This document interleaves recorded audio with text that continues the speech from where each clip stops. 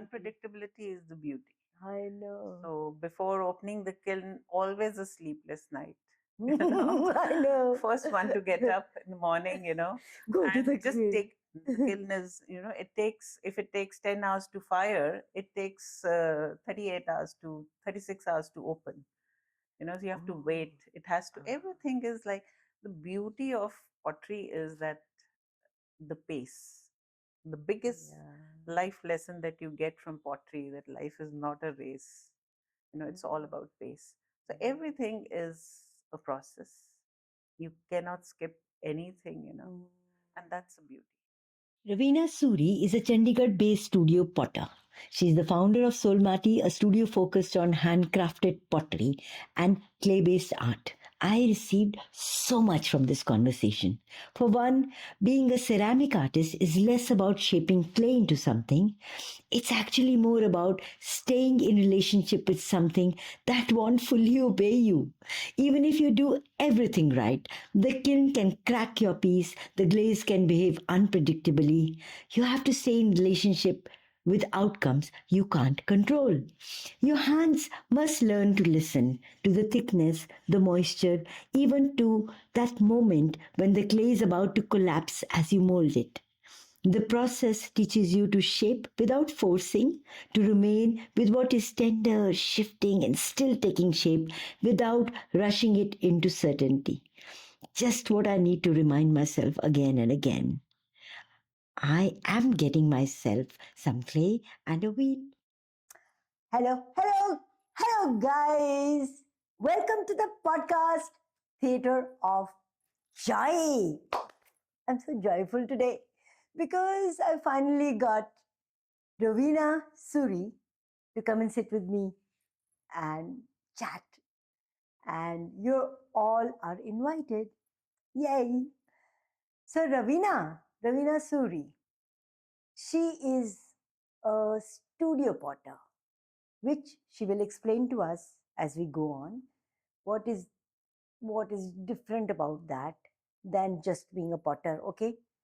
And her studio, which she founded, is called Soulmaatee, where she creates handcrafted little things from clay and other things, which she will also tell us.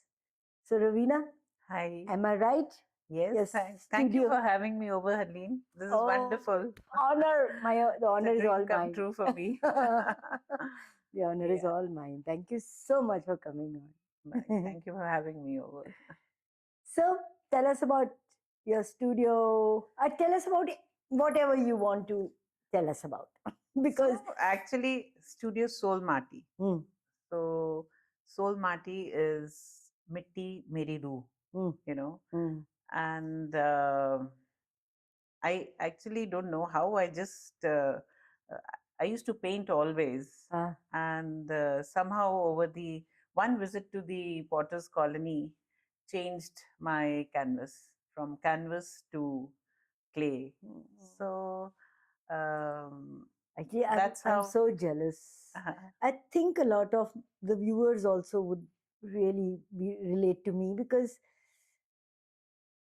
working with clay and I mean, like, it must be amazing. It's a beautiful medium. Yeah, it is very tactile, very instinctive, very intuitive, and very forgiving to top it all.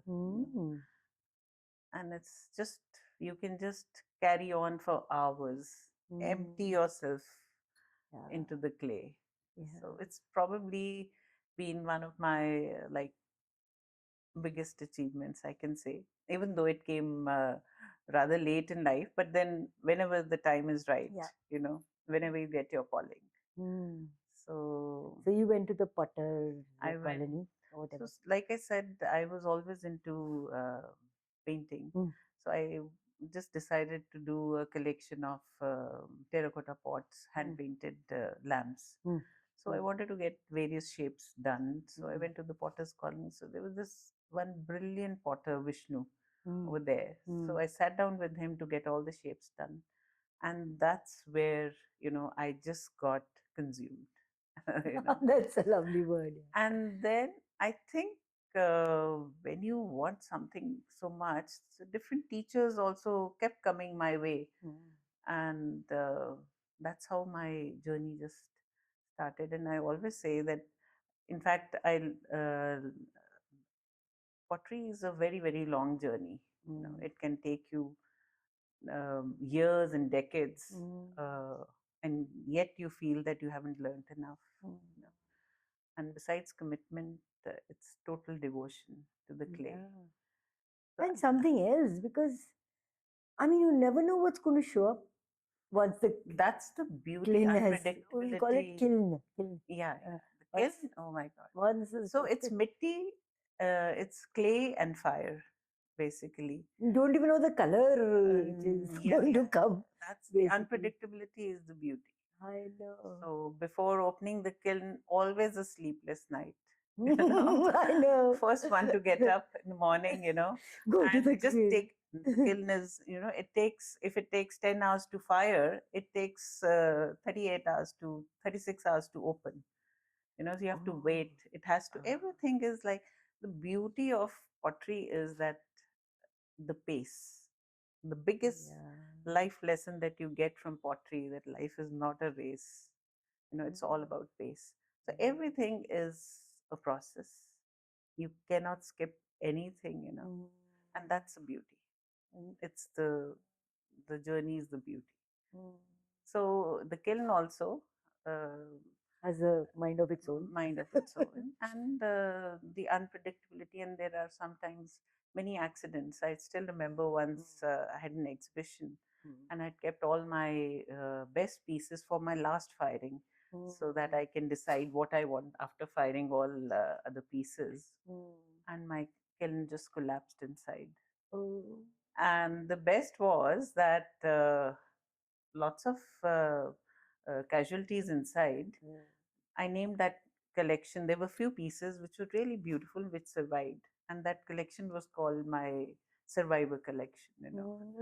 So there's always something beautiful out of accidents. A lot of learning out of accidents, and um, one can relate it to life also. Everything, actually, so many life lessons. From I know a lot of people who would find it difficult to come to terms with the fact that you have to be so patient and you have to be forgiving for the kiln, and what will come out they don't know. And also imperfection. Yeah, The imperfection also is a different language. It has a language of its own. And I had once a potter who came from Japan. So he held a workshop at my studio. So he made these very beautiful, perfect teapots. You know how these Japanese guys, they're so good with their teapots, because tea ceremony is such a big thing. So after making that very perfect teapot on a wheel, he just gave it a small nudge. So, and I said, "Oh, why are you doing this?" So he says, "Now it will talk more to you. Now it has a language." And nudge means he just pressed his thumb, and it gave us little dimple on the and it became a little off center, and so that's the beauty. Yeah, I know. I remember when I went for your exhibition, you showed me some work which was used. I don't think I can articulate what you said to me very well. So that was about imperfection, and that is a kind of a Japanese embracing imperfection. That's a very strong Japanese philosophy, and very relevant in life. And I think perfection really makes you miserable. I've seen, chasing perfection, people chasing perfection and being really miserable. So lots of pottery is very, very close to life. You can, at every step, like when we make a pot, so wheel pottery is very structured, whereas hand hand building, with like a pinch pot or a slab pottery or a coiled pottery, that is not the structured form of pottery that gives you. I mean, you can make any shape, but on a wheel, it's a It has to nice be round, perfect shape. So for this also, to make a pot on the wheel, um, when you're like very often people say that pottery is very meditative, and for the longest time, uh, that is something I'd heard, and I kept saying, yes, pottery is very meditative, till the time it dawned upon me while making a pot, and uh, clay is very sensitive to touch. So when you're making a pot, you're lifting the pot, and when you're lifting the pot, you just hold your breath, because if you breathe, the pot will just uh, it'll the centering would go haywire. Acha. So you just hold your breath and then you leave the pot. So while I was doing this, and suddenly I felt that this is what meditation is. It's breath work. Yeah. Basically, it's when we meditate also, we concentrate on a breath, we hold a breath, and then so that is how you relate it to, and those few seconds, you just empty out everything. You're in that present moment. That is what meditation. Yeah, staying in the moment is also, saying. which we all try to. Yeah, and you're and emptying yourself basically. So it's basically at that time it is a conversation with the clay. So in fact, the very first my exhibition that I'd done was after COVID, and COVID was a time when there was not a single doorbell ringing. So all that I did was spend all the time in my studio. And by the end of it, as a result, I had made so much stuff and I didn't know what to do. My almiras were overflowing, every corner, under the bed, every almira. So it was full of my stuff. So I said, what do I do? So after COVID got over, decided to do a solo exhibit. That was your first exhibition? That was my first exhibit at Habitat we have Center, Delhi. to thank COVID for that. And I had named because we had no one coming in during that time. So that collection was called Guftgu. It was Acha. my conversation with the clay. With the clay. Yeah, yeah. Yeah, tell us more about that. I mean, like, I can only sort of imagine. It's something like, something I can't even imagine how that moment is when you're actually being with the clay and It's magic. Actually, it's really magic. It's a uh, it's a great connection actually with clay. So actually, I like 24/7. I'm into pottery. So if I'm not doing pottery with my hands, it is in my head. So I may be physically doing pottery for 6-7 hours every day, but rest of the time it's all the time in my head. So it's actually very, very consuming. Yeah, because when you're working with the clay is responding to your touch. Absolutely. So the see in while you're making a pot, so the very first step is called the centering. Decentering. Centering. Centering. Yeah. So centering. So basically, by the end of it, it's not you who's centering the clay. Eventually, you realize it's the clay that is centering you. So every step is so relevant in this. You must try your hand at it actually. I have to. I have, Just keep a wheel, Yeah, but Yeah, I And know. I'm so happy to see, because when I started about 10 years back, still a beginner in this field, There are people who've spent, now I see like youngsters getting, it's becoming a very, very popular. I I can think it should, imagine. yeah. And if they make it a part of the educational curriculum, Mm. so many psychological problems would just Yeah, I know. This is something we are work missing. out. Working with your Mm. hands and actually with your whole Anything, body. yeah, You're yeah, working with your whole body your, that time. it's Your totally whole being actually. your hands and your mind coordination. Mm. Actually, you don't even need your, when you're on the wheel and you're Mm. making a pot, you can just shut your eyes and make a pot, because it's a Because your complete mind hands and are, body, mind yeah, and hands coordination. you're not thinking. So you're not thinking, and at times I feel eyes are just a distraction. They distract you because you look here, you look there. So you really don't need to. You can make a pot just by feeling the clay. You know. So, sorry, I think I cut you when you said, because I'm so excited about this conversation. But you were going to tell us about your journey. Yeah, Mm. my journey. So, Mm.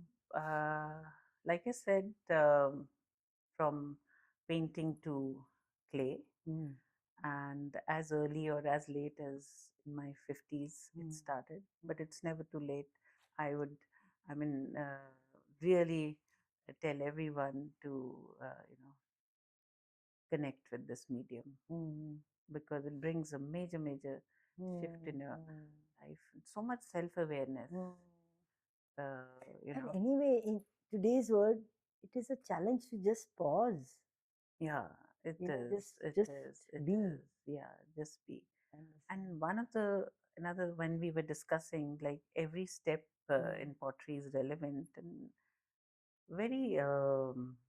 So when we were taught how to make a pot, after you've made a pot, we were told to cut a pot, which Acha. was like painful. You, with such a Yeah, great difficulty, you made a pot, and then you just with the wire cut your pot there's into something half. zen about that also. So the uh, whole idea behind this was, besides to see how you've kind of lifted the walls, and is to let go, which is the biggest problem these days. So even when, like, you made a pot and like, I think one kiln load, which would take about few pieces, it takes about 2 months, because everything is like, if you made a pot, it has to be dried very slowly. If you dry it fast, right under the fan or out in the sun, it'll just crack. Then it has to be, the first firing, it has to be fired very slowly.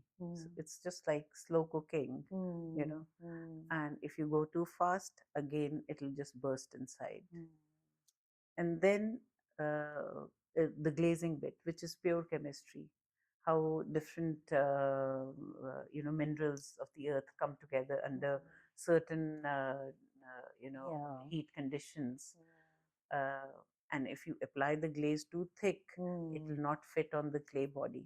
So everything is like It's scientific, it's science and art both. science and art, and very spiritual, very, very spiritual, in the sense, in Hindi, like they say, "Sehje sehje," slowly, you know. So you You have can't to have a, rush. kind of a There's no zen need frame to, of mind. yeah, you don't need to rush through anything. Everything will fall in its place in its own time. So when So, did you come to terms with imperfection?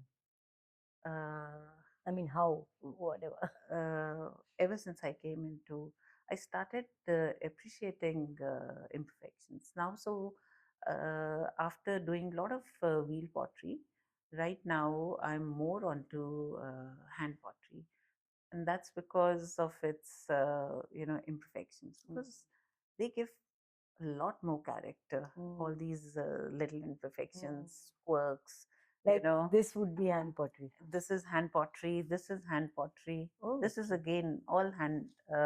These so are it's like pinching and pinching, and this, I mean, I think you can utilize your kitchen skills also in pottery.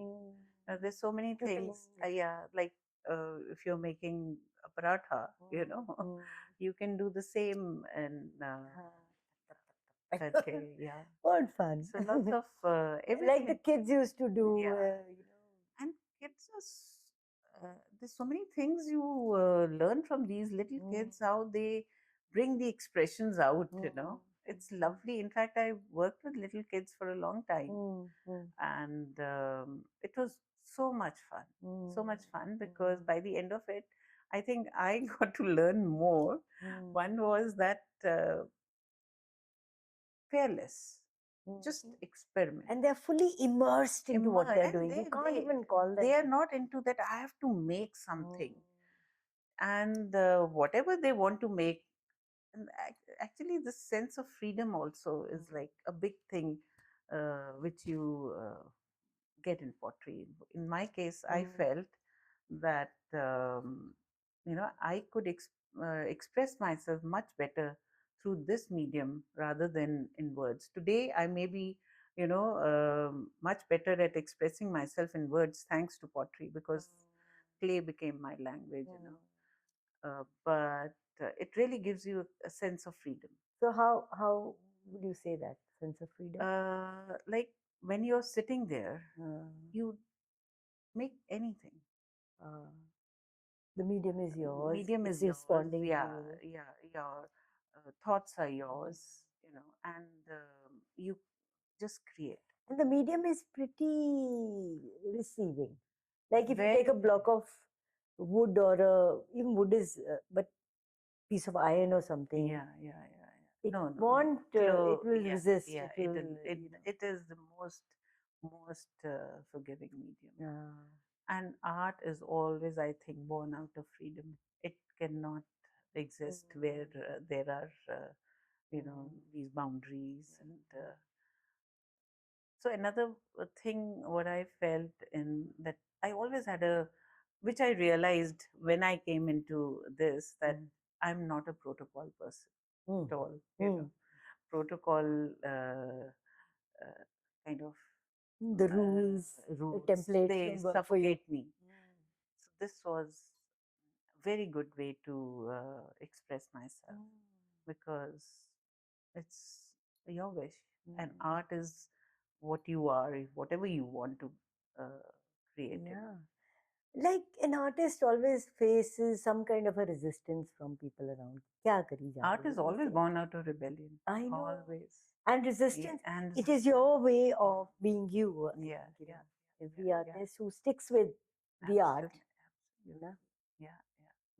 So I think commitment and devotion to So what commitment, what did it take for you to stay committed to the So one, medium? of course, was my love for this, and also that I could express myself to this, and I also saw myself changing. I saw myself becoming more, open to everything, and also I felt that it kind of satisfied all my needs, my emotional needs, my financial needs, and my social needs. I didn't have to step out of my home to meet like-minded people. I had like-minded To people. have a life, as they say. I saw them walking in, so it fulfilled all my needs, and I'm eternally grateful.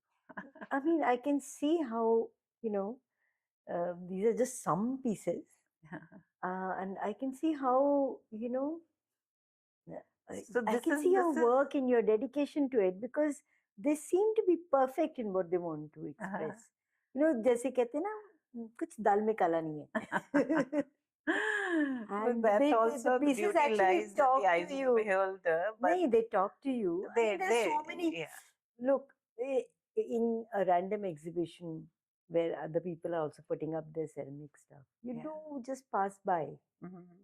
a lot of pieces because ठीक है बनाए हैं बेचने के लिए बनाए हैं you know but like So when I started, so I did a lot of functional pottery also, but cups and somehow mugs and cups and plates. mugs, and but somehow it really didn't. That was not me, you know. So I would always have uh, something. Either they were hand painted, or they would have some small piece of sculpture, or a perfectly round piece on a wheel. I would alter it in some way or the other, so that they were they could be used as an art piece also. It doesn't have to be a functional piece all the time. And many times people would come and ask me, like mostly I do art pieces. So they would come and ask me, कि ये किस काम आएगा? So I said, why not art for art's sake? I You know, know. it is a piece of art. You know. Gives you so much joy. So, like when you came, you connected with this. You know, so this is a And- collection very very close to my heart. So my this is how I've seen my daughter growing up. So now she's a mother herself, but this is the way I, you know, remember her and her childhood. You know, always in a dreamer state. So this collection I've been doing for the last 10 years. And still not over with it. You know, I think I can go on all my life. You know, I know. it's called the Dream Weavers. She Yeah. was always and still is. You know, I bought 3 pieces, which I gifted to my son, and the body language. I love playing around with the body language. So if you see, the face would like all these sculptures also. It's the body language mainly. You wouldn't see. yeah. I mean, yeah. It's a kind of almost an invisible infusion Yeah. of energy. Yeah. You know, which makes a piece what it is, and exactly. draws you Yeah. into it. So And I remember I bought a little framed piece which you said was about imperfection, or there was an imperfect piece and you created okay. there's a whole series of Kintsugi. Okay, that's again a very very interesting concept, Japanese concept. So every time in the kiln, there are lots of casualties. You know. So yeah, they're casualties only, of course. Like if you're making platters, either they'll just crack. You know, platters look very simple. They're simple to make also, but they're very very technical. They have to be dried properly, and they have to be dried first from this, you know, slowly. And if the edges dry fast, they'll crack. Or in the firing, if there's a air bubble, small air bubble, you know, it'll just crack. So after putting in so much effort, and you know, glazing again is another thing. So you don't want to just throw it away. So you just fill it up with gold, and that's what they said, that broken but not beaten. You know, I've heard of this. There is a kind of a Kintsugi. It's viral called story about Kintsugi. about the golden. Yeah. So very very beautiful concept, and again very relatable to life. Very very relatable. Yeah. I mean, if we would look in that way at people who we judge and reject, or want to put in a box, because we think there's some imperfection there. But if you would just be in that state of mind, then what could be possible? And in an exhibition, whenever you're selling, so selling is again you know, very difficult when you made something with so much love. You don't feel like parting with, but then you have to remind yourself, okay, the one of the most important life lesson is to let go. You know, but then you feel very nice if it's gone to a home where it's going to be loved appreciated and loved. So that is how you just and that connects me with this memory.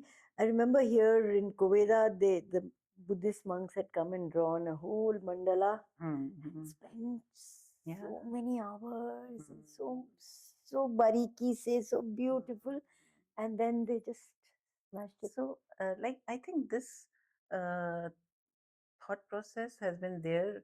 Like even in Ganesh Visarjan, Yeah, they make the that's it. murti, Mm. with so much love, and then they just uska visarjan kar dete hain. So the whole thought behind this is to let go To let go. with love, detachment with love. Yeah. That is important, with love, not with bitterness. Yeah. Well, I mean, having come to this place in my life, I'm 70. And one big thing that I think is something that might be engaging a lot of people, coming towards this milestone, that how to spend your time, Yeah. and there are many choices one can make. एक तो लोगों की life में दखल दो, लोगों को advice देने की कोशिश करो, all kinds of things, Yeah, and keep all the people who work for you in line, and so that whatever. But this is a wonderful way. This is This is amazing. when you are your best company. I think it's a very beautiful state of mind where you don't get bored. Yeah. You know. Yeah. That's why I So, sent that little thing. yeah, Miss. it was beautiful. It is, Yeah. yeah. So boredom, a bore word. Like I see these youngsters these days, they have such a short attention span. They get bored so fast. I really wish that pottery would become a part of the curriculum It'll be because an antithesis to that yeah, dumb scrolling. absolutely, they're like zombies these days. So I can be that also. I do sometimes.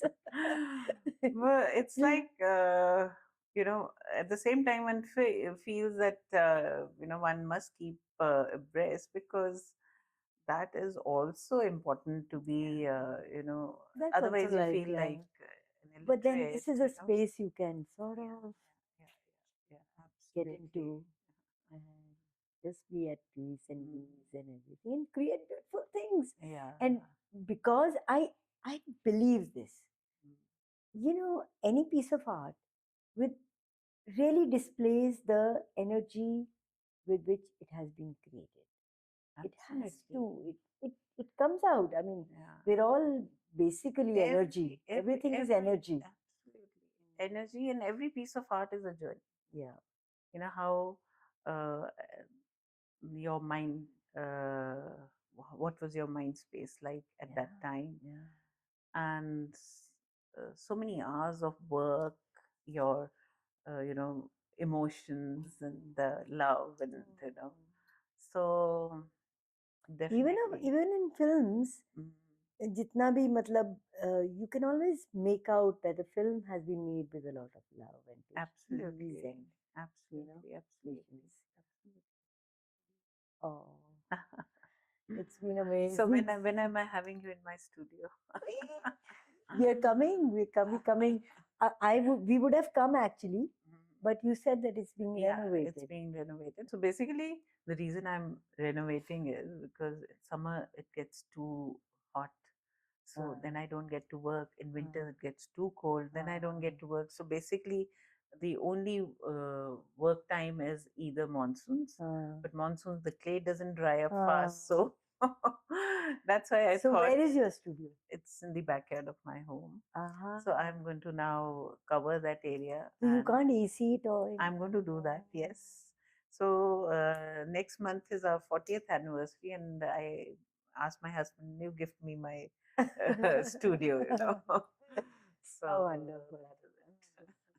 Oh my God. And I can come down sometime. Yeah, Just try my I'll have a studio. comfortable place. So please feel free. Okay. Oh, how lucky can I get?